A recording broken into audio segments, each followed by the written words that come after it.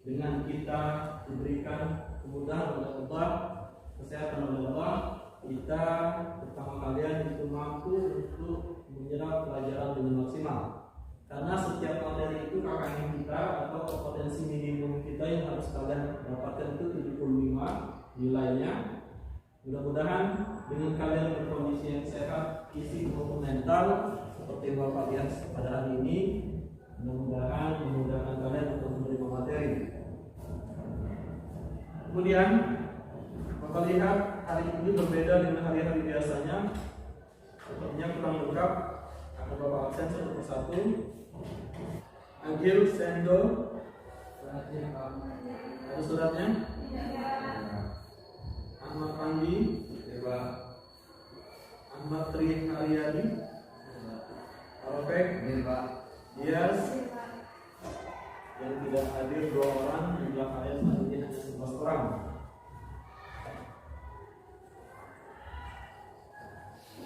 Sebelum kita masuk ke materi kita pada hari ini adalah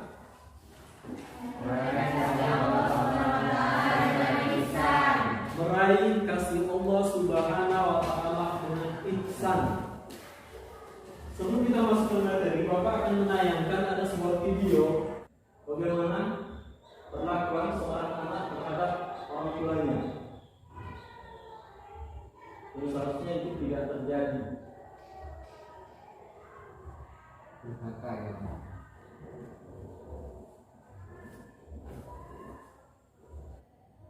Itu intinya adalah tangisan kedua orang tua termasuk durhaka yang besar.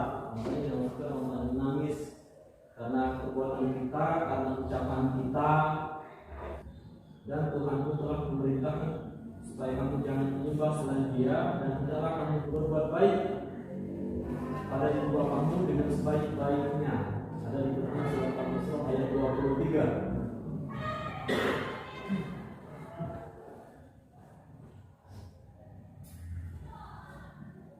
Kesimpulannya adalah hendaklah dirimu terhadap kedua orang tuamu itu dengan kasih sayang dan katakanlah ya Tuhanku kasihanilah kedua orang tuaku itu sebagaimana Dia yang mengasihi aku dikala aku masih kecil, seperti doa yang biasa kita lapaskan atau doa kedua orang tua. Kita masuk ke materi meraih kasih Allah Subhanahu wa Ta'ala dengan ihsan. Pada saat kita bicara tentang ihsan, tergambar dengan kamu ini apa itu ihsan? Ihsan itu artinya memperbaiki. Ihsan itu memperbaiki. Kalau menurut beliau apa? Atau untuk berbuat baik. Sama. Oke. Kita lihat. Video sudah kita lihat tadi. Ihsan artinya ada 2 poin penting yang perlu kita catat pada saat kita berbicara masalah ihsan. Yang pertama, memperbaiki. Apa yang harus kita perbaiki? Perilaku, akhlak, perbuatan kita. Kemudian yang kedua, berbuat baik. Berarti kita memperbaiki dan berbuat baik. Itu kata kunci pada saat kita bicara masalah ihsan. Bisa jadi kita memperbaiki atau berbuat baik. Kalau memperbaiki berarti identik dengan sifat kita selama ini belum terlalu baik atau tidak baik. Makanya kita memperbaiki perbuatan kita. Tapi kalau kita berbuat baik, berarti kita sudah mengalir sifatnya, sudah biasa dan kita melakukan kebaikan-kebaikan. Intinya adalah baik, itu ihsan. Selanjutnya, perintah berlaku ihsan. Pengertian ihsan itu berdasarkan percakapan antara Rasulullah SAW dengan malaikat Jibril. 1, 2, 3. Bismillahirrahmanirrahim. Qala anta hudallah kannaka arahu fa illam takun tarahu fa innahu yaraka. Apa itu artinya? Artinya adalah Rasulullah SAW bersabda, kamu beribadah kepada Allah dimaksud dengan kamu itu adalah kita. Kamu beribadah kepada Allah Subhanahu wa taala seolah-olah, seakan-akan kita atau kamu melihatnya. Maksudnya itu kita beribadah kepada Allah seakan-akan kita itu melihat Allah secara langsung.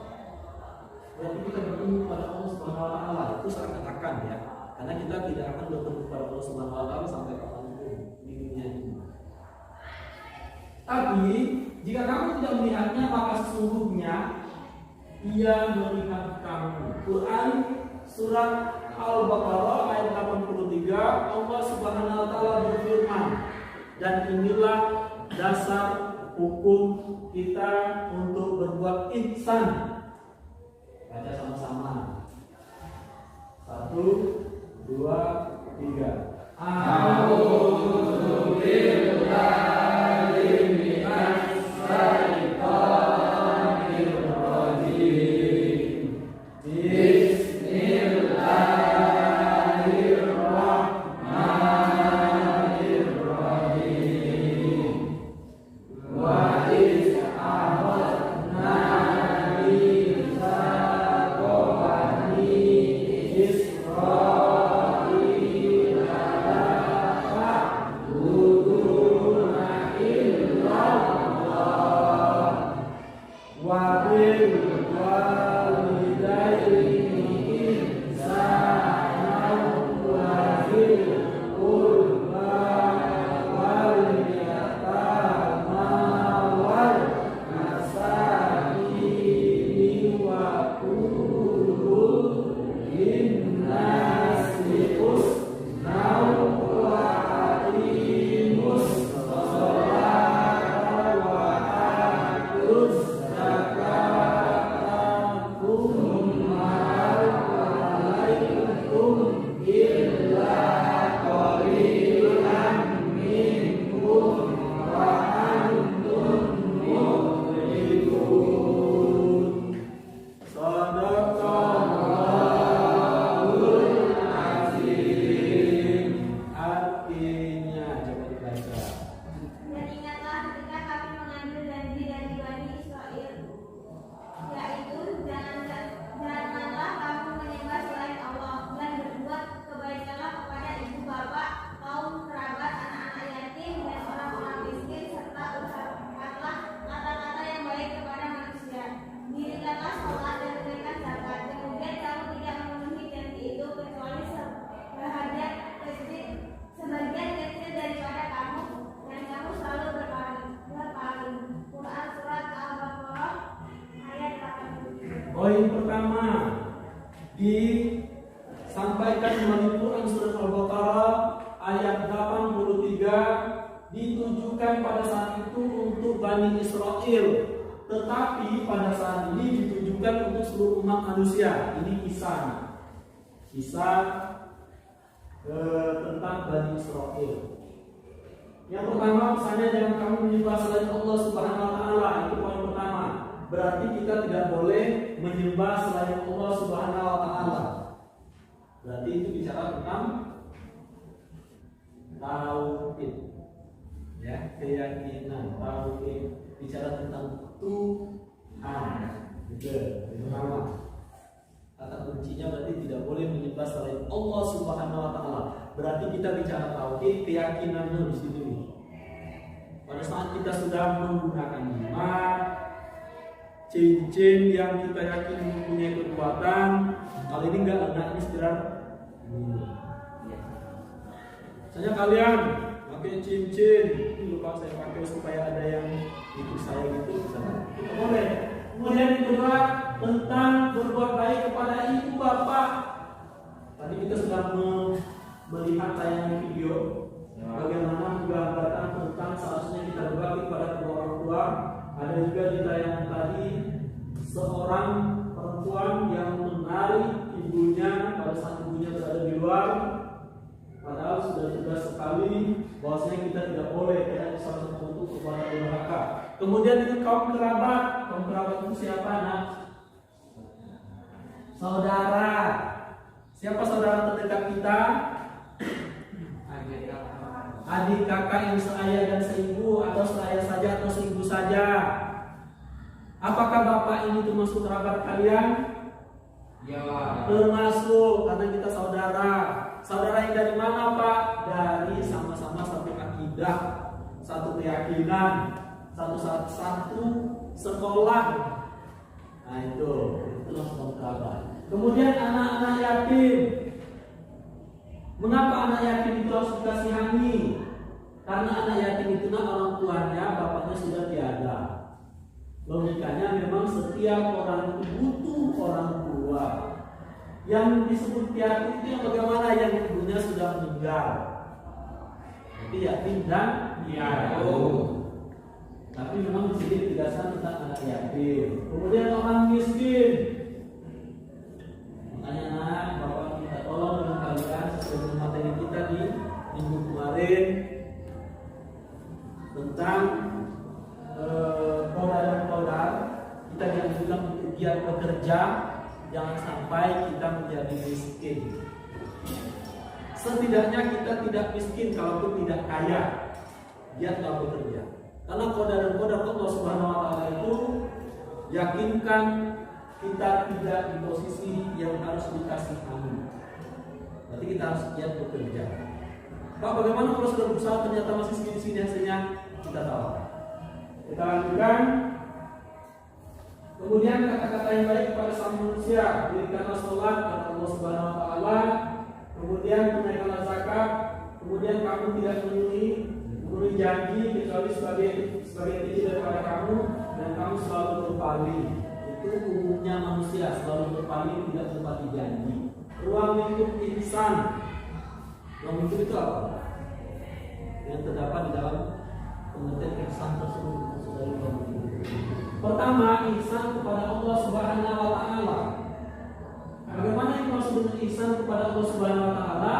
Beribadah kepada Allah Subhanahu Wa Taala seakan-akan Allah itu, kita itu melihat Allah Subhanahu Wa Taala seakan-akan kita melihat Allah Subhanahu Wa Taala seperti yang di dalam pengertian tadi. Berdoa nampak saya khusus sekali, seakan-akan saya melihat Allah Subhanahu Wa Taala. Biasanya identik dengan kita bisa merunduk dalam-dalam yang mengenai ke bawah, atau kita melihat ke atas seakan-akan kita melihat Allah Subhanahu Wa Taala. Pernah kali melakukan ini?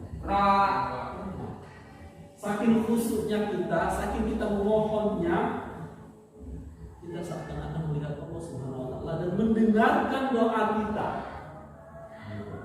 Kecuali itu, yang kedua katanya beribadah dengan penuh keyakinan bahwa Allah Subhanahu Wa Taala melihat kita.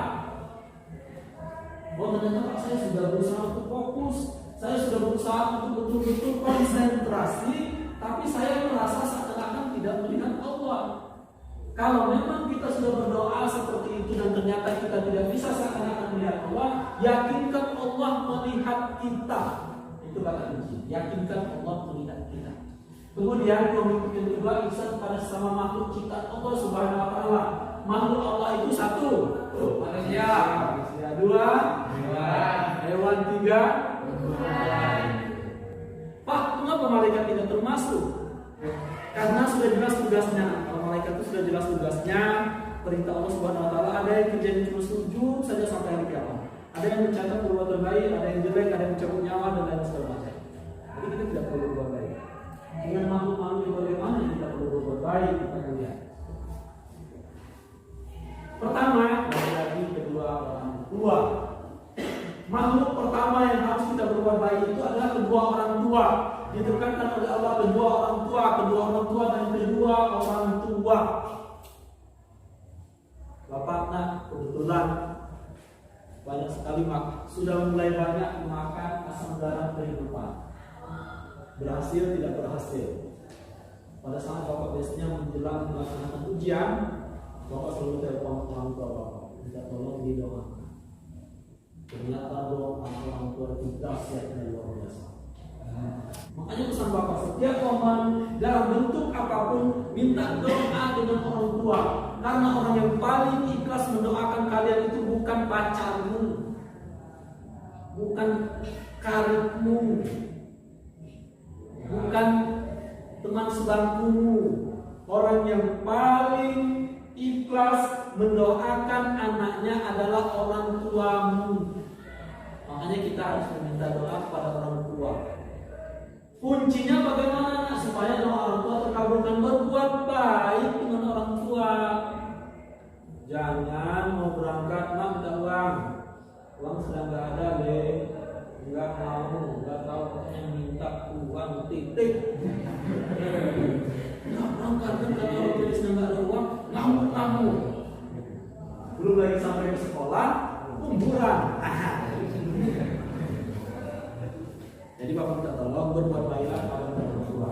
Selanjutnya, ihsan pada siapa? Karib, kerabat, dan anak yatim. Bapak yang sering tanya itu Rofik sama Ferdi. Rofik sering silaturahmi ke rumah atau tempat Ferdi, karena mengapa Ferdi sendirian tinggal di masjid. Kecuali Rofik siapa yang biasa silaturahmi ke rumah? Banyak, semuanya Pak, nggak jawab. Salah satu kita berbuat baik itu silaturahmi, ya. Atau pada saat teman itu butuh sekali, minta tolong kepada kita bantu. Semampu kita, sebisa kita. Ada kalanya anak bapak kadang-kadang ada teman minta tolong, bapak tidak ikhlas. Kita bisa membantu, tapi kita tidak ikhlas. Tapi ikhlas itu ternyata harus dilatih. Kita boleh memaksakan diri untuk berbuat baik. Boleh. Kadang-kadang kita mau ikhlas sekali membantu orang itu kadang-kadang berat. Tapi kalau tidak dibantu tidak enak. Akhirnya kerabat kita yang membutuhkan kita, walaupun kita belum ikhlas pada saat itu, latihan untuk memberanikan diri melawan keinginan setan. Setan itu merayu kita supaya kita tidak membantu. Tapi kita lawan, belum ikhlas enggak apa, pokoknya bantu aja dulu, bismillah. Tapi jangan riak, jangan sombong. Karena sombongan itu juga keinginan setan, membantu tapi dengan sombongan itu keinginan setan. Itu yang mau berapa? Anak yatim jelas. Kenapa kita berbuat kepada anak yatim? Anak yatim adalah orang yang memang perlu dikasihani. Anak yatim yang bagaimana? Kalau umurnya sudah 50, bapak dan ibunya sudah meninggal, bukan seperti itu. Anak yatim biasanya diidentikan dengan anak yang masih kecil, yang memang masih butuh sekali belayar kasih sayang dari bapaknya. Itu yang harus kita santuni. Dan terutama yang memang tidak mampu. Ada loh anak yatim tapi uangnya banyak. Nah, menurut bapak untuk secara materi tidak perlu disantuni orang anak yatim seperti itu. Yang perlu berarti perlu kasih sayang, ya, kita semampu kita memberikan kasih sayang. Karena Rasulullah itu dia sangat sayang sekali dengan anak yatim. Dibandingkan fakir miskin, karena memang karena kondisi, hanya kita harus saling bantu. Tidak boleh kita berat ogah-ogahan membantu. Kalau kita bisa memang fakir miskin ini harus dibantu. Kalau bisa semampu kita. Kemudian tetangga, mengapa tetangga harus kita bantu? Karena yang paling dekat dengan kita itu adalah tetangga kita. Bisa jadi seperti bapak ya, orang tua jauh, istri jauh. Makanya kalau kita dekat orang yang bersebelah dengan makanya kita harus berbuat baik. Kalau kita tidak bisa berbuat baik, minimal kita tidak menyakiti. Gitu. Makanya itu difokuskan dengan tetangga. Kita lanjutkan tamu, menghormati tamu. Selama berapa hari kita diwajibkan untuk menghormati tamu? Selama 3 hari. Kalau kita tidak mampu, jangan dipaksakan. Jangan sampai kita berhutang karena ingin memberikan makanan yang layak, tidak. Berarti kan kita menghormati tamu itu semampu kita. Dan tidak selamanya menghormati seseorang itu dengan nilai materi. Jadi jangan kita berpikir materi itu mampu untuk selalu memberikan yang terbaik. Karena materi itu justru menjebak. Kita lanjutkan sesama manusia itu. Cakupannya luas. Selain ini tadi, kepada sesama manusia juga kita dianjurkan untuk berbuat baik. Selanjutnya binatang. Nah, di sini. Berarti ini sesama manusia ya, poin pertama. Dengan binatang, menyembelihnya itu menggunakan pisau yang tajam. Berarti diasah dulu supaya mengapa? tidak menyiksa, tidak rasa sakitnya tidak aman. Kalau kita memelihara ternak binatang, bagaimana kita ihsan terhadap ternak kita tersebut? Dengan memberi makan. Memberi makan. Kucing misalnya, kalian mau memelihara kucing, tapi tidak kalau kalian kasih makan, berarti kalian tidak berbuat ihsan terhadap kucing tersebut. Yang terakhir adalah alam sekitar. Alam sekitar. Berarti ini kesimpulannya adalah tumbuh-tumbuh. Kalian ATP loh, nah. Berarti kalian diajarkan bagaimana menjaga, melestarikan, membudidayakan. Itulah gunanya kalian salah satunya kita mempunyai kultur jaringan untuk membudidayakan tanaman maksudnya kan? Iya. Alam sekitar. Dampaknya kalau misalnya kita menjaga alam, mudah-mudahan tidak terjadi banjir, mudah-mudahan tidak terjadi hal-hal yang tidak diinginkan. Kemudian hikmah dan manfaat ihsan. Lihat apa kata kunci dari hikmah dan manfaat ihsan. Kebaikan akan dibalas dengan atau berbalas dengan kebaikan. Kalau kalian berbuat baik dengan tetanggamu, insya Allah tetanggamu berbuat baik kepada kamu. Kalau kalian berbuat baik kepada alam, insya Allah Allah tidak akan marah. Bagaimana yang dimaksud dengan alam marah? Kalau kita menggunduli pohon, potensi banjir akan terjadi. Kalau kita berbuat baik dengan binatang, mudah-mudahan binatang itu tidak berontak. Begitupun kejahatan juga akan berbalas dengan kejahatan. Tapi bagaimana ihsan kita terhadap orang-orang jahat? Jangan dibalas nak. Biasanya orang itu berbuat jahat dengan kita. Alangkah baiknya kita doakan mudah-mudahan dia sadar. Ya. Kalaupun tidak bisa kita mendoakan supaya dia sadar dan berbuat baik, minimal kita tidak perlu membalas. Biarlah Allah yang membalasnya. Tapi apa sanggup Pak? Kalau iman kita sudah kuat, tinggi itu sanggup. Tapi kalau iman kita masih lemah, itu tidak sanggup. Pokoknya orang tinggi saya tinggi berapa, masa juga. Tapi sesungguhnya dalam ajaran Islam tidak seperti itu. Silakan kalau ada yang mau bertanya. Misalnya kita berbuat baik pada seseorang, Pak. Nah, seseorang itu berbuat jahat kepada kita, Pak. Kita tetap ikhlas atau enggak, Pak? Kalau setelah dia berbuat jahat dengan kita berbuat baik dengan dia sadar. Ada. Nah, kalau orang tersebut sadar, menurut Bapak jadikan teman. Ternyata dia orang baik. Sama. Kalau kaitannya dengan ikhlas latihan. Karena memang ikhlas itu berat. Ikhlas itu sulit. Tapi yakin setiap orang bisa ikhlas. Masih ada yang mau bertanya? Silakan. Ya. Oh, good. Misalnya orang itu jahat sama kita, terus ya kita itu menjelaskan, tapi kadang suka rasa sakit yang tadi Pak. Sakit itu di sini. Akan merasa dia sakit Pak. Pak, misalnya orang jahat dengan kita, terus kita balas dengan rasa sakit yang sama. Emang kamu tahu rasa sakitnya sama? Nggak tahu kan dok? Saran Bapak, kalau orang itu jahat, nah jangan dibalas. Jangan dibalas.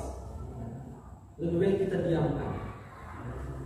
Kalau kita balas, berarti kita tidak lebih baik dari orang tersebut. Ada lagi pertanyaan? Sebelah kiri mungkin? Belum? Belum ada? Belum. Kita dulu ya. Birrul walidain. Apa itu birrul walidain? Berbakti kepada kedua orang tua. Ibumu. Berbahagialah untuk anak-anak Bapak yang wedok. Mengapa Pak? Kalian itu 3 tingkat derajatnya lebih tinggi dari Bapak. Jangan sombong. Seperti biasa, di sini ada lembar kerja siswa atau lembar kerja peserta didik. Kalau tadi kita di awal menayangkan video tentang birrul walidain, konsepnya itu berbuat baik kepada kedua orang tua, dan di video tersebut ada contoh orang yang berbuat jahat kepada orang tuanya. Nah, untuk yang di sini di AKPD ini ada gambar. Jadi kalian akan mengamati gambar Sini. Nah, gambar ini seperti minggu-minggu kemarin kalian pahami, kemudian konsepnya nanti kalian sampaikan, kalian simpulkan dan kalian sampaikan kesimpulannya seperti tadi. Silakan buat kelompok, yang perempuan boleh 2 orang ke kiri, yang ini 2 orang ke sini, dan 3 orang kita bagi. Ada 3 orang, berarti kalau 4 orang masuk sini boleh. Kerjakan dulu yang LKPD. Kita ada nama-nama kelompoknya di ini. Panduan di gambarnya ada. Silakan dipelajari kemudian disimpulkan.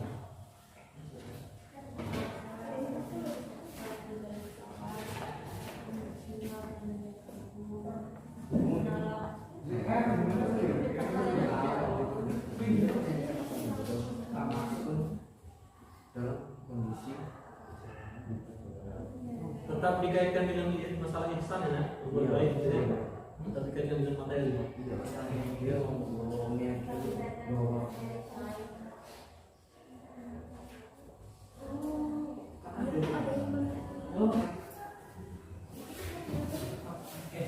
Waktunya habis, silakan kepada kelompok 1 untuk menyampaikan kesimpulannya. Silakan. Kelompok 1, silakan maju. Siapa saja boleh? Perwakilan, Marofek, silakan cek. Dan kelompok 2 fokus ke kesimpulan dari kelompok 1. Assalamualaikum warahmatullahi wabarakatuh. Waalaikumsalam warahmatullahi wabarakatuh. Ya, saya perwakilan dari kelompok 1 akan sedikit memberikan penjelasan. Pada gambar 1 ada seseorang yang sedang beribadah dalam pesawat. Meskipun dalam perjalanan yang jauh, dia masih dapat melaksanakan kewajibannya dan termasuk ihsan kepada Allah Subhanahu wa taala. Yang kedua, seorang yang berbakti kepada orang tua dengan salah satu cara yaitu menggendong dan menyuapi Buddha dan termasuk ihsan kepada makhluk Allah Subhanahu wa taala. Gambar yang ketiga adalah khitanan masal yang dilaksanakan sesama manusia.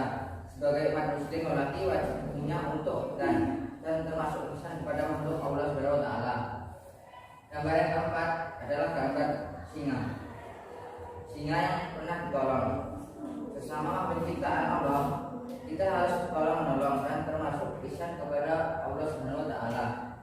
Iya.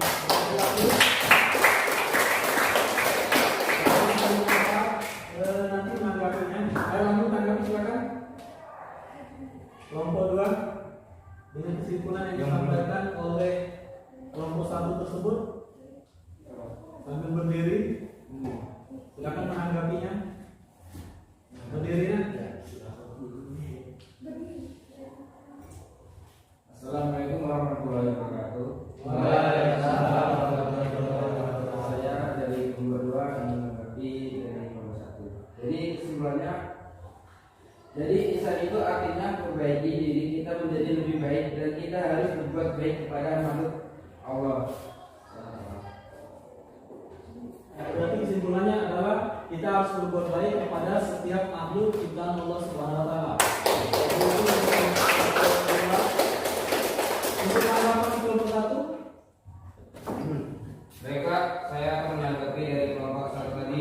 Jadi tanggapan kami sependapat dengan kelompok 1 karena penjabaran kami juga sama dengan kelompok 1. Iya. Silakan menanggapi kelompok 2. Kelompok 1-nya.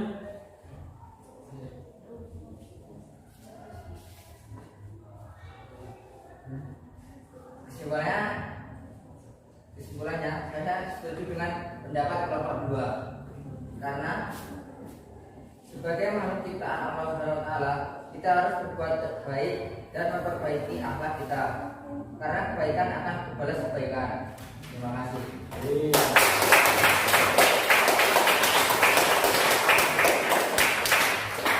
Perhatikan sebelum kita akhiri materi kita pada hari ini, yang pertama kalian memberikan kesempatan kepada kalian tetap di tempat. Ini ada yang ingin bertanyakan? Boleh silakan. Sebelum kita akhiri, mau bertanya? Monggo. Tidak ada yang ingin ditanyakan? Kalau tidak ada, Bapak akan simpulkan. Pertama, ihsan itu berbuat baik. Itu kata kuncinya baik, berbuat baik. Atau bisa jadi memperbaiki diri kita untuk menjadi lebih baik. Itu kata kunci pertama. Yang kedua, ruang lingkup ihsan itu terbagi dua. Yang pertama itu ihsan kepada Allah Subhanahu wa taala, yang kedua ihsan kepada makhluk Allah Subhanahu wa taala. Ihsan kepada Allah Subhanahu wa taala berarti kaitannya dengan ibadah kita kepada Allah Subhanahu wa taala. Sedangkan ihsan kepada makhluk Allah itu ihsan kepada sesama manusia, kepada binatang dan kepada alam sekitar. Tadi sudah dibagikan untuk lembar kerjanya, silakan diisi, materinya diambil dan semuanya juga dikumpulkan.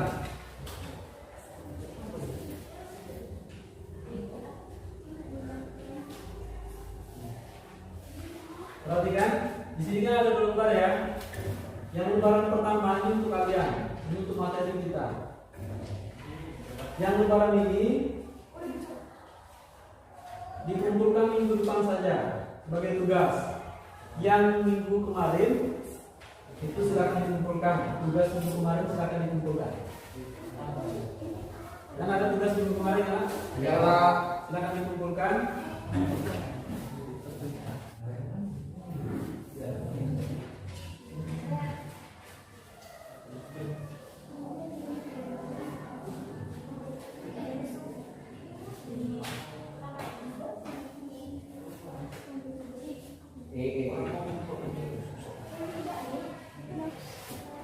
Bukunya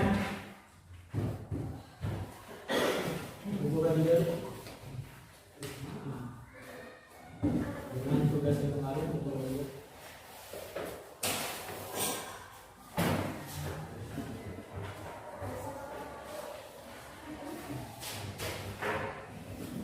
terima kasih sudah semua kan? Ada lagi apa tegaskan, ada yang mau ditanyakan atau tidak? Kalau tidak, yang pertama Bapak memberikan apresiasi atau reward atau penghargaan atau hadiah atau pujian atau rasa syukur yang sebesar-besarnya kepada anak Bapak yang tetap aktif, karena di hari ini ada dua orang ternyata yang tidak hadir dengan berbagai alasan. Sang Bapak selalu menjaga kesehatan, utamakan kedisiplinan, karena disiplin itu sangat penting untuk membantu kalian sukses di kemudian hari. Kalau kalian berlatih disiplin, mudah-mudahan kalian tidak ada kendala. Ada kendala itu bisa diselesaikan karena kalian sudah terbiasa hidup disiplin. Baik, kalau tidak ada silakan siapkan. Kalau tidak ada pertanyaan, kita tutup pelajaran kegiatan kita pada hari ini. Doa